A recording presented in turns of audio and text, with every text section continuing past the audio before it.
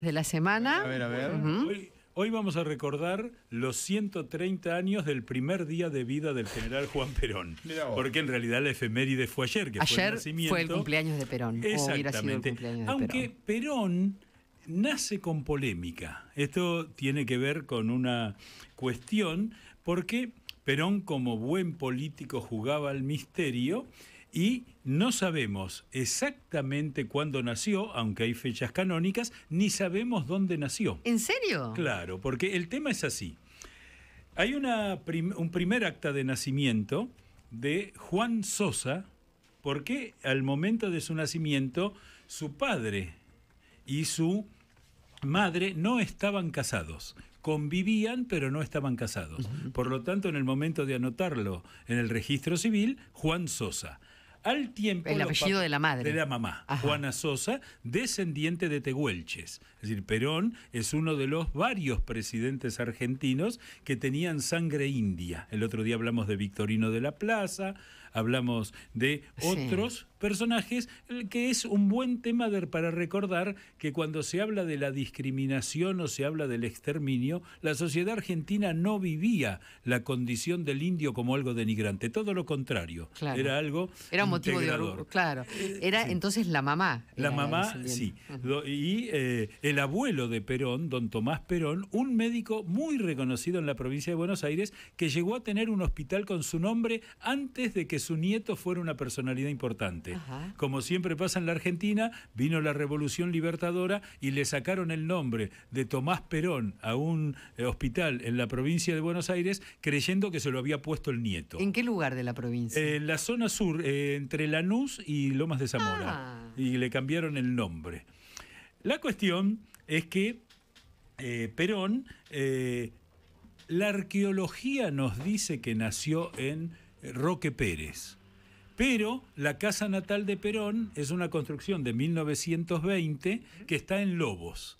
Perón nació en 1895, así que no sería la casa natal, sería el solar natal. Son esas cositas. Ahora, como no se ponían de acuerdo los historiadores, los biógrafos y los que lo conocieron a Perón, el Congreso Nacional decidió que fue en Lobos y el 8 de octubre de 1895, aunque Hipólito Paz, canciller de Perón, amigo de Perón, decía que Perón le había dicho que había nacido en Roque Pérez, en un rancho que aún existe, y que había nacido 2 años antes, 1893. Pero él públicamente nunca habló de eso. Nunca habló, y alguna vez fue a un acto que le hicieron en su homenaje en Lobos.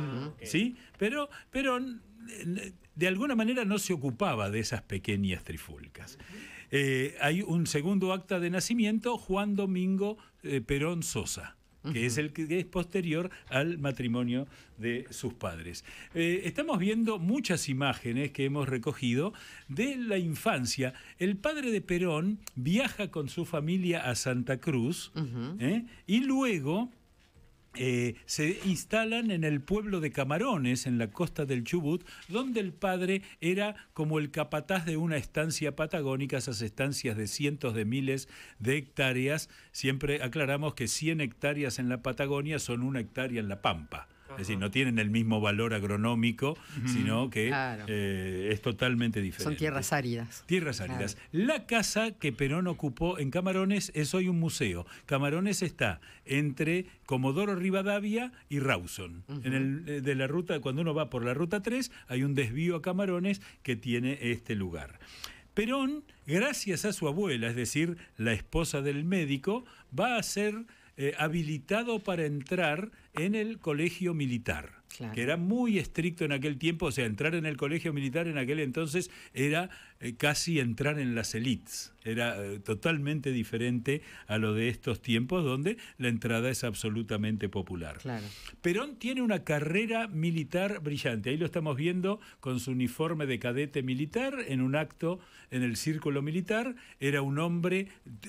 Perón pudo haber sido a lo largo de su vida muchas cosas. Lo único que nunca dejó de ser fue militar.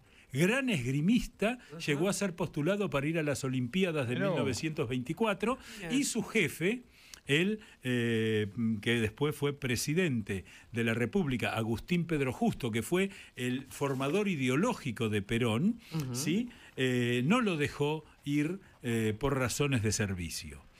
instructor en el colegio militar, viaja, es agregado militar en Chile, ahí estamos viendo la foto para quienes están viendo por YouTube nuestro programa, de Perón sentado en una plaza con su primera esposa, Aurelia Tizón. Ah, Aurelia Tizón, mira. Una maestra, ¿sí? Para Perón fue una solución, porque Perón hasta los 30 años no se casó. Y para los militares eso no era bien visto. Claro.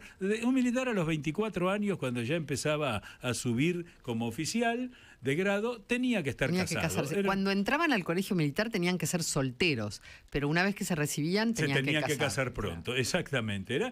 Acá lo vemos con toda su familia política. Es una foto interesante de esas que no se conocen. A nosotros nos gusta buscar eso. Está con todas sus sobrinas y sobrinas políticas. Bueno, la cuestión es que Perón va como delegado, no como delegado, como agregado militar a Chile.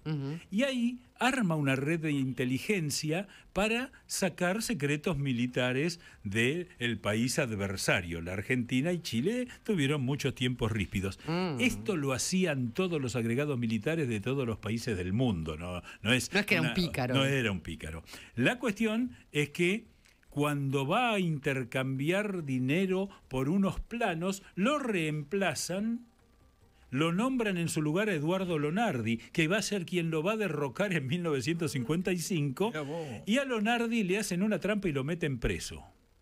Entonces, por un lado se armó un despelote diplomático fenomenal, porque los agregados militares tienen inmunidad diplomática, no los pueden meter en cana. Entonces, hubo gran tensión diplomática. Agustín Pedro Justo era el presidente, y hubo 2 tribunales de honores cruzados, porque Lonardi lo acusó a Perón de no haberle avisado y Perón lo acusó de no haber sido prudente. Claro. Los dos salvaron su carrera porque terminó sin nada, pero hay quienes dicen que este toquecito en la biografía donde se cruzan por primera vez Perón y Lonardi algo tuvo que ver con lo que pasó en el 55. Un detallecito. Perón luego es enviado a Italia para formar las tropas andinas. La Argentina no tenía grupos de esquiadores, ¿no? Entonces lo manda a la zona norte de Italia y Perón ahí siente alguna admiración por Mussolini, que la va a mantener toda su vida. En el año 1968 dice en un reportaje, mire, si don Benito no le hubiera hecho caso a Adolfo, las cosas hubieran sido mejores. Es decir, no te puedo creer. No, pero, digamos, hay que entender que Perón conoce a Mussolini antes de la guerra. Cuando Italia, que era un país devastado en la Primera Guerra Mundial, Mussolini la saca adelante. Todos los personajes de la historia tienen claros y oscuros. Y él admiraba cómo Mussolini se refería a las multitudes, ¿no? Sí, que, cómo les hablaba. Se dice que él presenció un acto en Piazza Venezia, en Roma, y quedó fascinado. Ver a Mussolini no era un payaso como Hitler. Claro, era un carismático. Mussolini tenía un carisma y le hablaba a miles de personas y era muy atrayente, y parte del estilo oratorio de Perón se ve que lo vio allí. Hitler se entrenaba para actuar, todos los gestos eran estudiados. Mussolini era espontáneo. No estoy haciendo una defensa del personaje, estoy hablando de virtudes y defectos. Perón vuelve. Por eso el único establecimiento militar, el único regimiento militar que lleva el nombre de Perón es la Escuela Militar de Alta Montaña, que está en Bariloche, Teniente General Juan Perón, porque la fundó él, con todo el conocimiento que él traía. Después hay Perón por todos lados. Sí, por supuesto. Le Perón a todo. En el ejército no. En el ejército no. En general es medido y se toma su función militar.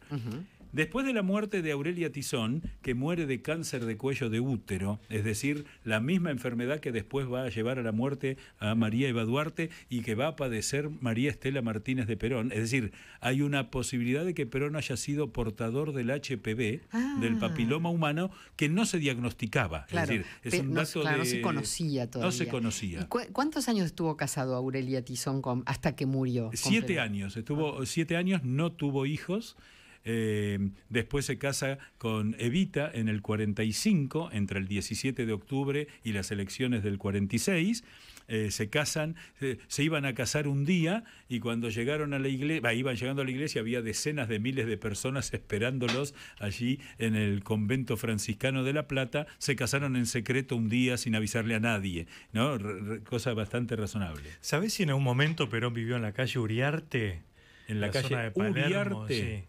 Porque yo estudiaba con el hijo de un sindicalista, Sí. y iba a estudiar a la casa, y él me decía, esta casa la compró mi viejo sindicalista porque fue de Perón.